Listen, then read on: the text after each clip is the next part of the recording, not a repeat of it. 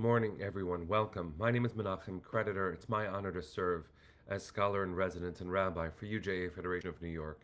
We bring you Torah and music, blessing and community every weekday. We've been doing so since March 18th, 2020. Today it is Monday, October 28th, 2024.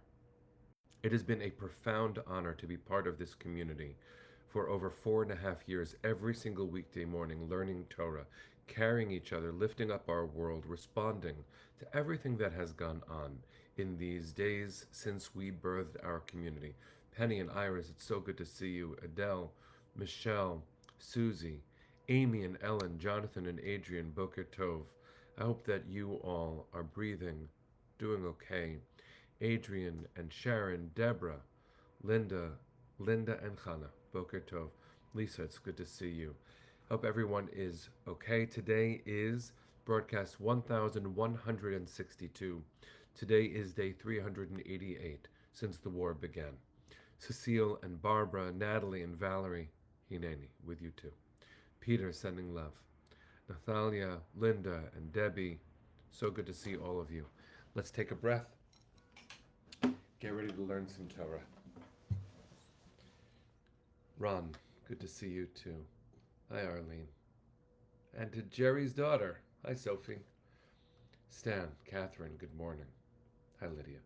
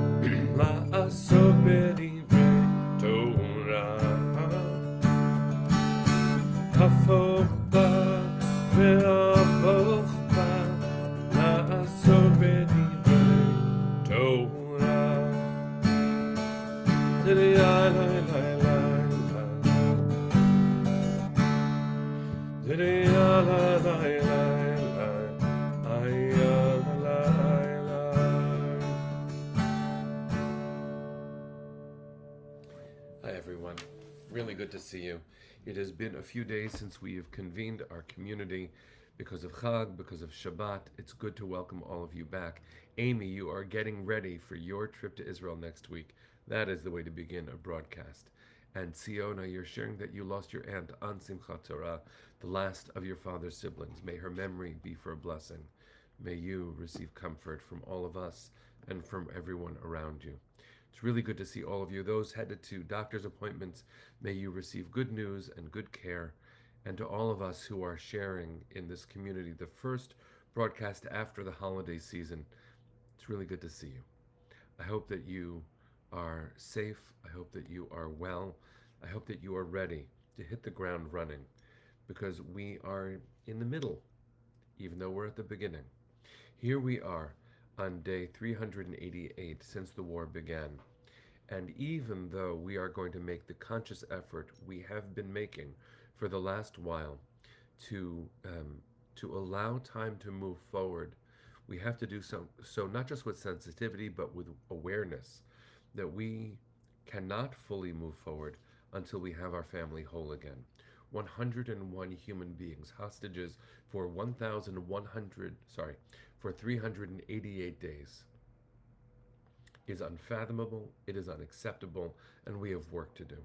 And so the strengthening that we will bring ourselves, each other, and the world has to be a mindful kind of strength. We deserve wholeness. They deserve home, safety. I'm headed to Israel in 2 weeks with a group of interfaith clergy that UJA is supporting getting over there, and we will continue the broadcast from there. And I hope, friends, I hope that you will join me in doubling down in your offering of strength in any way you can, because I was just on the phone with a dear friend whose son has been on the front lines in Gaza, came home for a day, and now is on the front lines in Lebanon. Please God, the fighting should not need to continue. Please God, some progress in Doha. But we have learned over the last 388 days that praying for progress should never lead us to assume that it's going to happen. So please God, may miracles happen in the merit of all that we have done, in the merit of all the praying we did, the dancing we conscientiously made our feet do. May they come home now. We're in Parshat Noach, and this Torah portion, it's amazing that we're already in Noach. Breshit was literally the day after Simchat Torah. Feels like we rushed into Torah. Susan, your nephew was just called back to service this morning, praying for him. Here we are. Here we are. Noach. How did that happen? So I was blessed to be part of publishing a commentary on the book of Breshit, the book of Genesis, that was released just about a month ago, called A Difficult Beginning. I edited it with my dear friend, Daphne Lazar-Price, who's the executive director of the Jewish Orthodox Feminist Alliance. And in it, there are comments that were written after October 7th, and it is incredible to read what they wrote. A dear friend and mentor, Shalom Orzach, wrote a comment on Noach where he says, listen to this, Noach, it would appear in this astounding interpretation, was also given the task of creating the words that would not only record what was about to occur, but potentially take on the mission of recreating the world that, as we know, was at the outset fashioned out of words. We say, after all, in daily prayer, Baruch she'amar v'haya ha'olam, blessed is the one who spoke, and the world came into being. So too, or earlier than that, when we look at Breshit, the very beginning of Torah, God says, let there be light, yehi or. Through the work of speech, through the words we choose, we come together, hopefully, to do good. Words matter. When we listen to political leaders and the words they use themselves or surround themselves with, we understand that those words are not simply utterances that then go away. They reverberate, they reflect a worldview, and they crash into reality when people hear them and then actualize what they're saying. Please God, may they be for good. May they be for hope. May they bring people together to build society and community. May they deepen our love. But the words that lead to the flood and the deeds that lead to the flood are unreal. God decides to bring a flood because the world has become so violent. The destruction happens as a moral response, even though you and I look at the Torah and we say, God, a flood to wipe out everyone? How important it is for us to understand the difference between the Torah describes the flood and the way other ancient traditions described the flood brought by the gods in their telling. In ancient Mesopotamian texts, the flood was brought because humanity was making too much noise and the gods couldn't sleep. Not so in the Torah. The Torah is a response to that kind of capricious notion of divinity. No, God is disappointed to God's heart that violence is being done between human beings, that cruelty. And the word for that violence and cruelty, Vatim alei haaretz chamas. The world is full of destruction and chaos. And God brings a flood. So what is Noach's job? My friend Shalom Orzach, in this book that I'm rereading and rereading, I might have been part of publishing it, but it is quite something to experience these words again.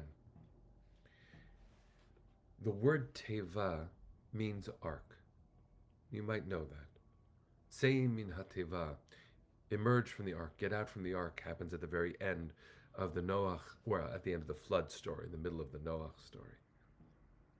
But teva doesn't only mean an ark that saves humanity, that saves the seeds of all reality. You might know that Noach is commanded by God in the Torah to take two of every living every living animal.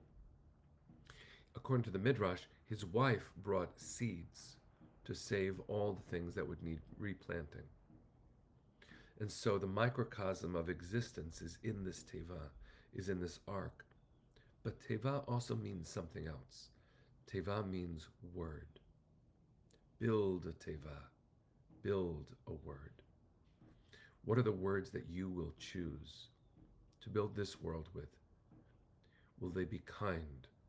Will you demand kindness and healthy language from people around us, from yourself to your family to our political leaders? Will you demand such things?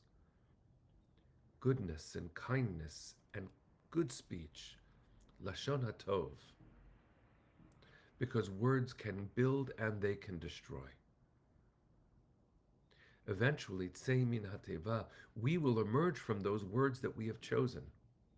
May they be for good. May they be for peace. It's not easy in every moment to choose the right words, but we teach children in moments of stress, use your words. We can elevate our world by the right choice of language and by making sure to only amplify those voices that reflect the best of us, a trajectory towards each other's arms. Friends, I bless us as we begin this cycle of Torah, in the midst of everything and at the beginning of everything, to choose our words well. They matter. Please, friends, choose your words well. I'll be saying so for the 8 days between now and when voting happens in the United States. Please, friends, we do not believe in any fundamental way that Judaism says you have to vote in this direction. But we do believe, as a core of our commitment to being in the world, that Judaism does not allow us to stay on the sidelines. We are taught in Pirkei Avot to pray for the welfare of the nation, without which neighbors would tear each other apart. So, friends, let's make sure that we do our duty as Jews to build a society worthy of all of our children. Let's take a breath. Send our hearts to the east. Kol hod balevav pnima